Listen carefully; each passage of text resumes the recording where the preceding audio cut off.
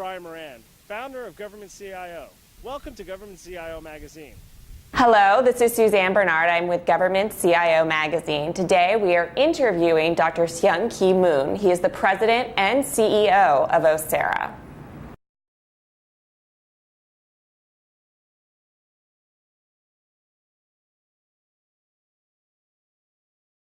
Oshera is a non-for-profit organization established by Veterans Affairs Department to find the ways to bring innovations rapidly into the health IT, applying open source principles.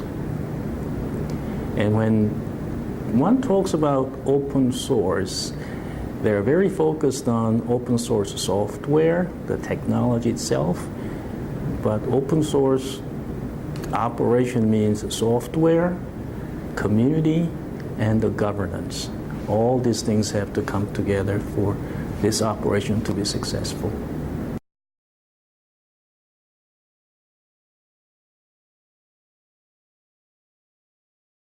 Well, we are members of various health IT professional groups. Lots of standard bodies and other organizations, and we are sort of the advocate of open collaboration, open source to all these other communities.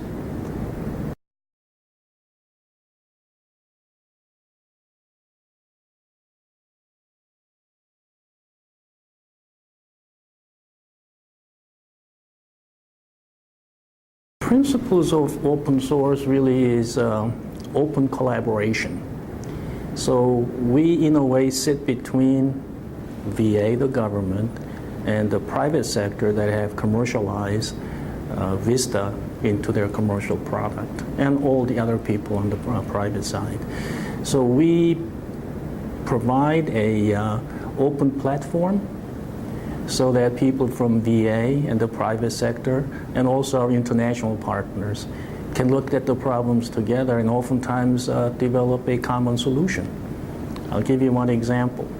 Last year, a graduate student uncovered a software vulnerability in Vista codebase that's been there for a long time.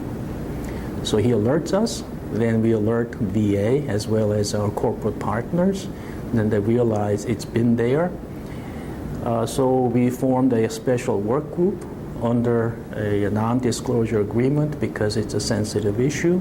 And the group actually developed a software patch that was tested in various sites outside of government.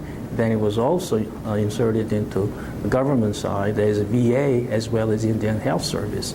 So it's an open source product, collaboratively developed, then used by everybody. So in that sense, we share the risk. We also share the cost of developing the software. In this case, it didn't cost government any money.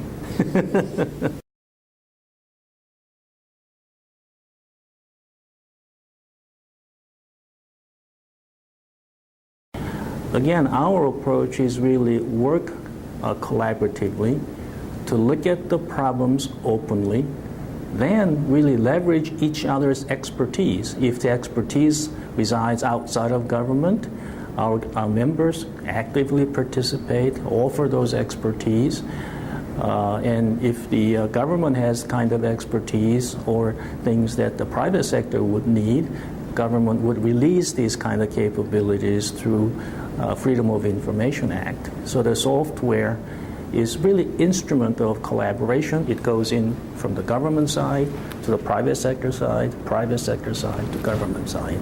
This FileMan is a major software package developed in the open source community, and it is a major IT infrastructure package that would allow better interoperability, better integration of new capabilities in VA and Vista. And that was developed in open source community, and Oshera certified the code. Then VA decided to accept the code and put it into their code base that will go into every hospital VA owns. Now then, how can these things be done in light of these acquisition rules? Okay? In fact, we get a lot of questions on that issue from our friends doing business in government. Well, code was developed openly, so we worked with VA to see what it would take to make this code usable by VA, and we certified. Then once VA decided to do the project, they will be issuing some sort of a contract, a competitive contract to the community. At that point, we walk away because we do not compete for those kind of contracts. Then our corporate members and anybody in the community can compete for the contract to do the work. So there are certain boundaries to which we do not cross. And that's how this open source activity actually works.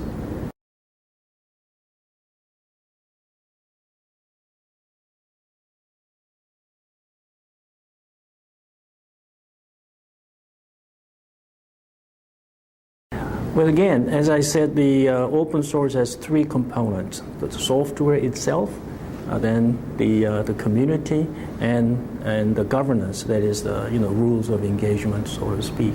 So when you have the community participating, it really lowers the risk and cost of development, and oftentimes it also accelerates the development process. For example, traditional development process is government will issue an RFP.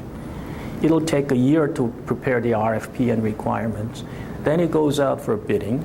Then a successful bidder will spend 2-3 years to write the code, then submit it to the government. Then it might take a year for that code to be implemented. So from beginning to the end, it might take 5 years. So by the time these kind of products come in, especially software products, it may already be outdated. But if it's an open source collaborative operation, you see the code as it develops. And another key word in open source operation is agile. That means you make incremental improvements openly, so when you get it, you know what you're when you're getting it. Therefore, it is current, fresh. And also there's a large community. It's not done by, let's say, one organization. It is done by multiple organizations and multiple people. So you have a pool of expertise you can go to when you need to.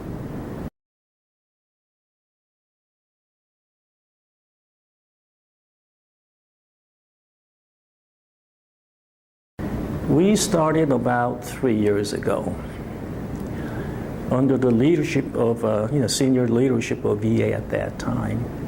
There were a lot of skeptics, and also idea of open source, concept of open source was poorly understood.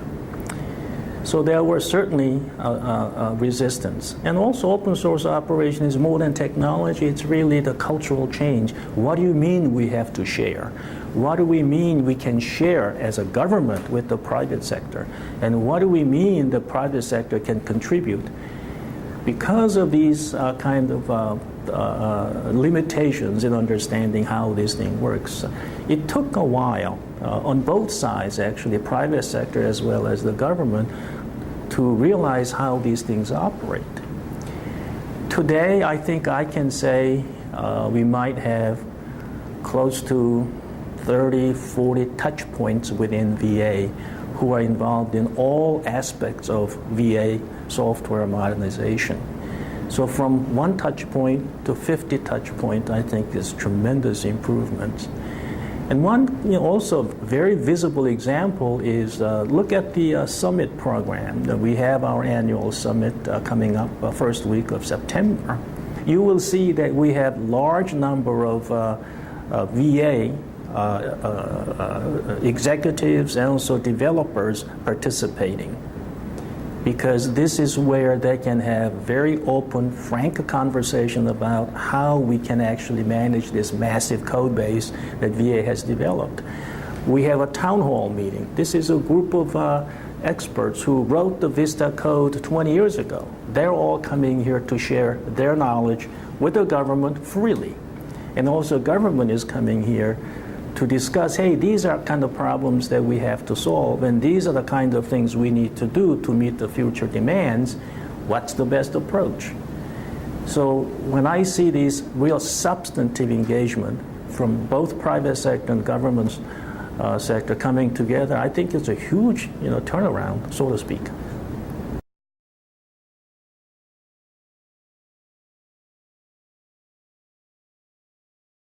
Open source is not a fad. It's not going to go away. And open source is adopted at the highest level in government, and you can see different federal agencies are looking at how are we going to do this. In fact, I get called by different agencies saying, how did VA do this? We would like to do this. So what are the rules that one has to follow? What kind of policies one should adopt? So I think adoption of open source is going to grow in federal government. Of course, in organizations like NASA has been in this for a long time. Even Department of Defense has issued a very powerful policies governing open source. So it started a long time ago. It's becoming more visible. The question is, how does one operationalize this? And again, I keep telling our friends in federal government, it's not the software. The software, governance, and community. Without community, software has no particular meaning in terms of open source.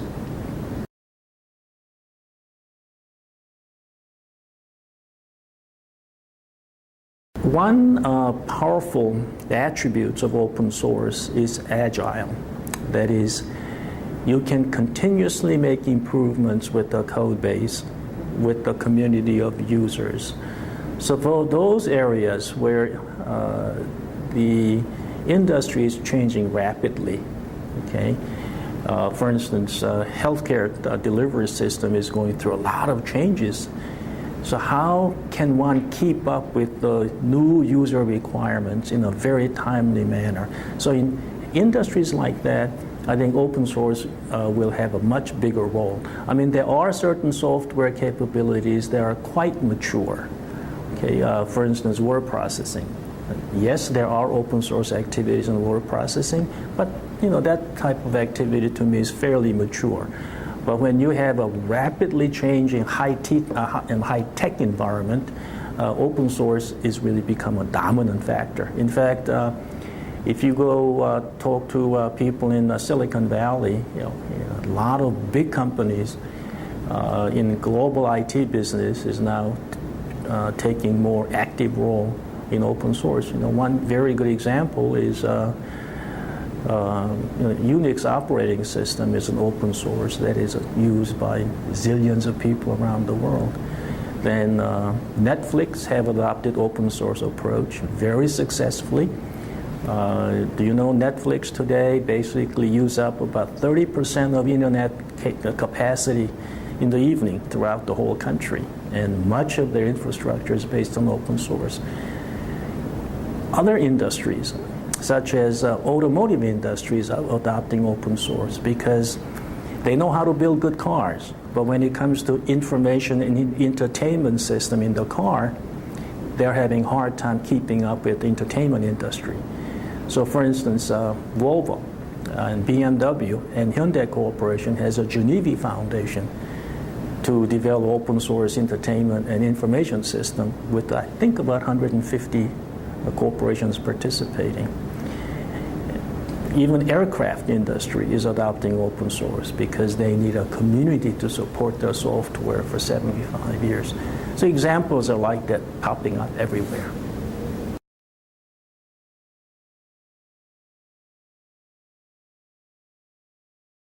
There will always be a market for both approaches. But quite often people try to make a distinction between open source and commercial product.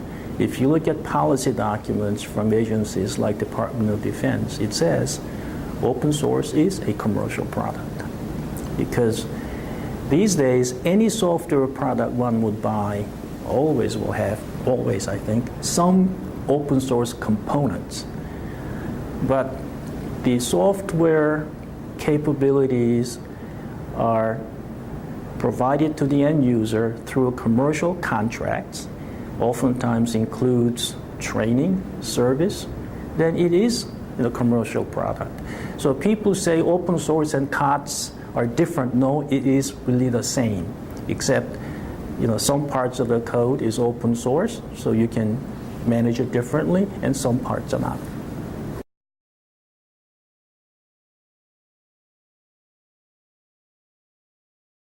Open source is inherently collaborative, and also it's open.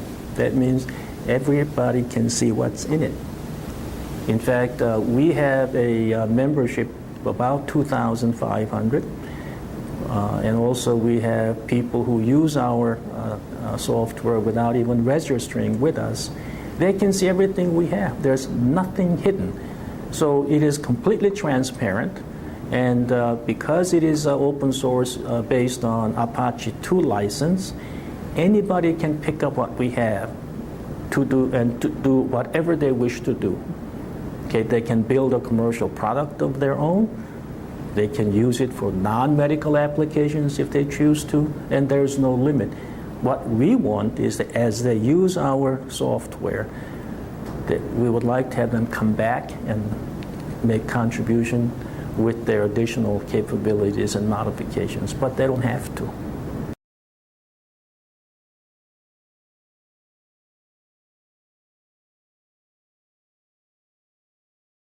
Well, our really ultimate goal is to provide the best possible health IT solutions to professionals, that is the physicians and care providers, in such a way they can provide the best care possible to, especially in our case, the veterans and the patients around the world.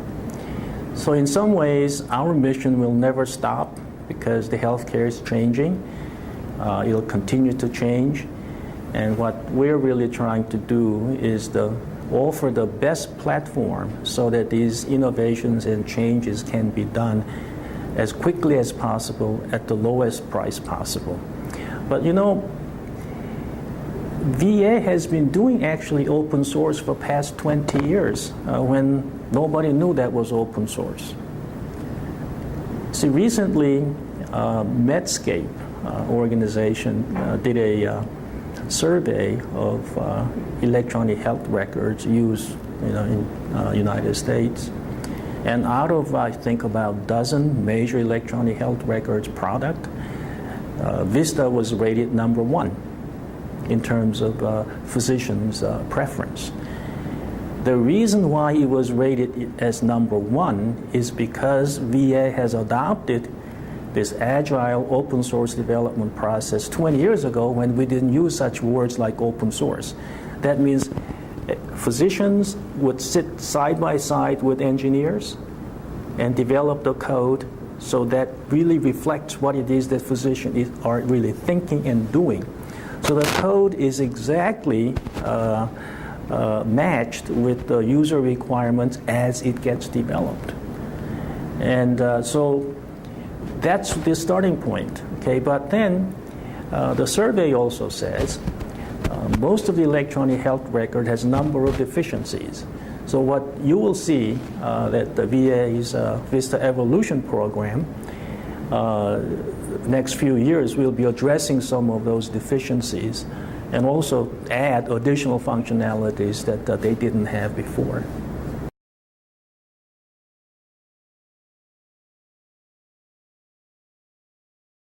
I would like our healthcare IT community and also IT community in general to appreciate the fact that open source is not just software. It is really a means to collaborate, developing software, and you have to have community. Without community, it's not really open source. Then depending on your operating environment, there are many different operating rules. This is what we call governance. So one should think of these 3 pieces together to think of open source rather than, oh, it's a free software, we're going to pick it up and use it.